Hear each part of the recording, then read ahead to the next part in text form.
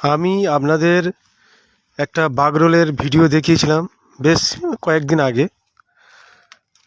তা সেই বাগরোলটি ডায়মন্ড হারবার 2 ব্লকের আন্ডারে ভূষনা গ্রামে সেই বাগরোলটি মারা হয়েছিল, আর একটা বাগরোল ছিঁড়ে গিয়েছিল।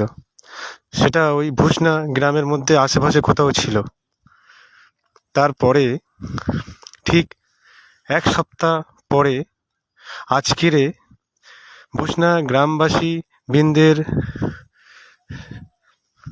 সহযোগিতায় এবং বন দপ্তরের অফিসারদের ব্যবস্থাপনায় এই 8 দিন চিরুনি তল্লাশি করে তারা আজকেরে সেই বাগরোলটিকে ধরেছে।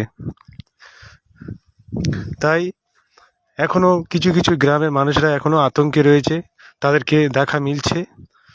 তাই সেই বাগরোলটাকে ধরে নিয়ে বন দপ্তরের অফিসাররা তাদের কাছে নিয়ে চলে গিয়েছে। তাই কেউ চিন্তা করবেন না, ঘাবড়াবেন না, ঠিক আছে? ভালো থাকবেন সবাই, ভালো করে সবাই বাড়িতে সবাই সুস্থ থাকবেন, সতর্ক থাকবেন, বাচ্চাদেরকে নিয়েও সাবধানে রাখবেন।